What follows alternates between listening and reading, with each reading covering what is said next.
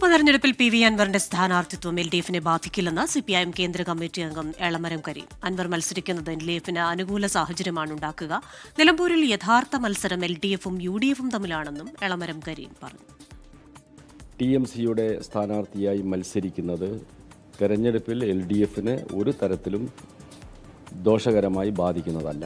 എൽഡിഎഫിൻ്റെ vote വീഴില്ല എന്ന് മാത്രമല്ല, അദ്ദേഹം കൈക്കൊണ്ട തെറ്റായ രാഷ്ട്രീയ നിലപാടിൽ അമർഷമുള്ള മറ്റ് ജനവിഭാഗങ്ങളും എൽഡിഎഫിനെ അനുകൂലിക്കാനാണ് സാധ്യത. അവിടെ തെരഞ്ഞെടുപ്പ് മത്സരം നടക്കുന്നത് എൽഡിഎഫും യുഡിഎഫും തമ്മിലാണ്. ബിജെപി തന്നെ അവസാനം കടുത്ത രാഷ്ട്രീയ സമ്മർദ്ദം വന്നപ്പോഴാണ് ഒരു സ്ഥാനാർത്ഥിയെ പേരിന് നിർത്തിയത്. രാഹുൽ മാങ്കൂട്ടത്തിൽ സ്വന്തം ഇഷ്ടപ്രകാരം പി വി അൻവറുമായി കൂടിക്കാഴ്ച നടത്തില്ലെന്ന് സിപിഐഎം കേന്ദ്ര കമ്മിറ്റി അംഗം എളമരം കരീം. പിടിക്കപ്പെട്ടപ്പോൾ നേതൃത്വം രാഹുലിനെ തള്ളിപ്പറയുകയാണെന്നും എളമരം കരീം പറഞ്ഞു.